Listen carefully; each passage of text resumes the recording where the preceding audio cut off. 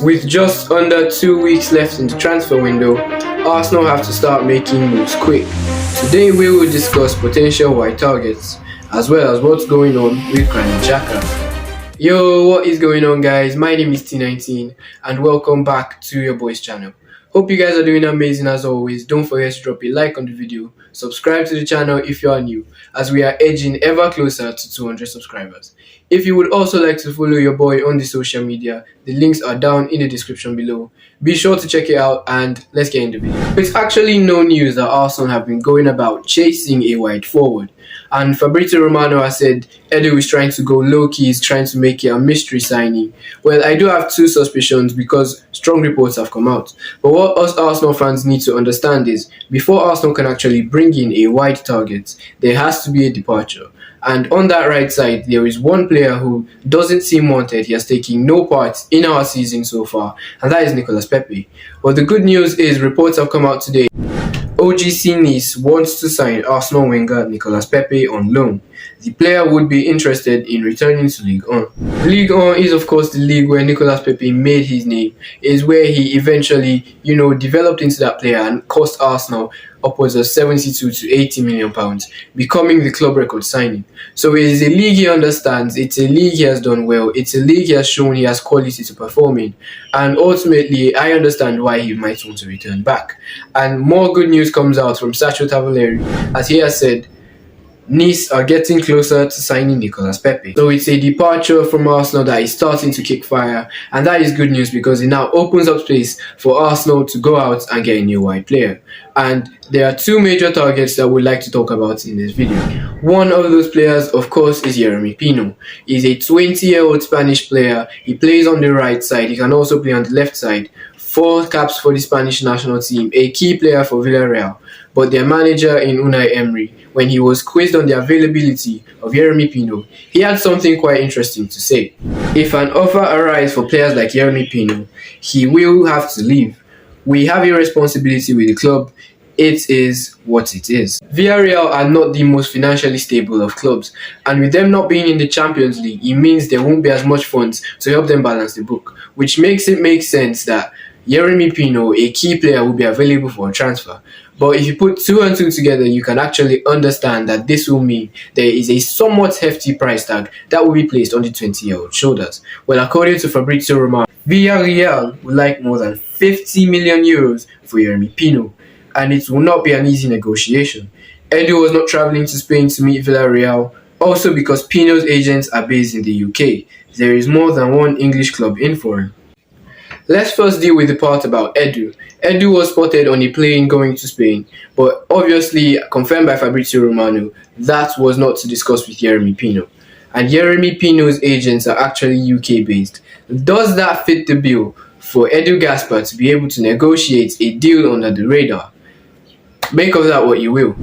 Yeremy Pino is a player that possesses a lot of quality, and he has shown that in their first game against Valladolid.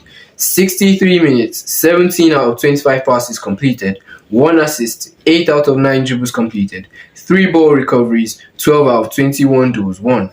That is his stats there. He's going to probably be a backup to Bukayo Saka. He's going to definitely be a backup to Bukayo Saka. But he will have quality for Arsenal, and that is what I think Arsenal need right now. We need quality in depth. We need strength in numbers, and honestly, if we can get Yeremy Pino, that would be a very good transfer. But another player we should be looking at is Pedro Neto, as you now have reports from Graham Bailey saying he has been told that intermediaries have been making it known to a number of clubs, including Arsenal, Chelsea and Man United, that Wolves' Pedro Neto could be available at the right price. That has piqued some interest.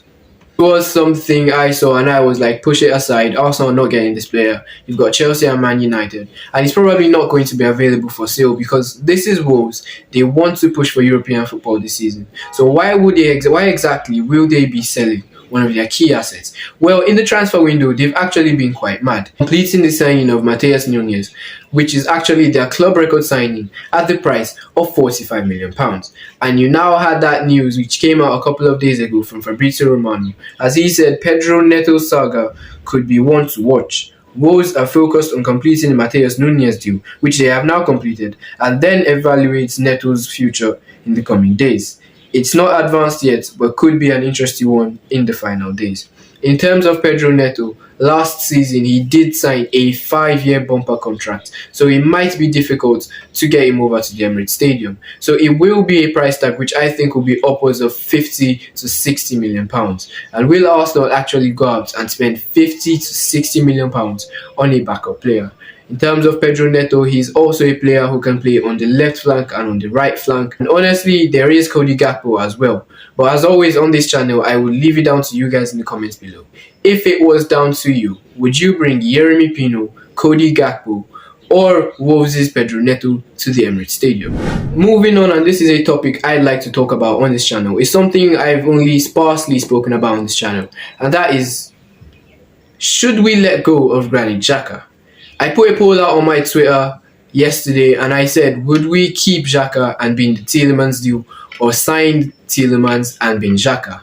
And honestly, I was surprised but quite happy to see the Arsenal fans, we voted for Xhaka to stay and for us to bin Tielemans. Watching Xhaka in those first 2 games of the season and in pre-season, do we really need to sell him just to get Youri Tielemans, who plays sort of the same role? And honestly, with what Mikel Arteta is doing with Granit Xhaka, I think there is still more to come from him. He's been appointed as the vice captain alongside Gabriel Jesus. So why would we just abandon all that progress, especially with how hard he's worked to build his relationship with the fans? What is the point of selling him to get someone like Tielemans, who also we've got issues, we've got concerns about his agility, about how well he'll be suited to that role. Meanwhile, Granit Xhaka is delivering on a consistent basis.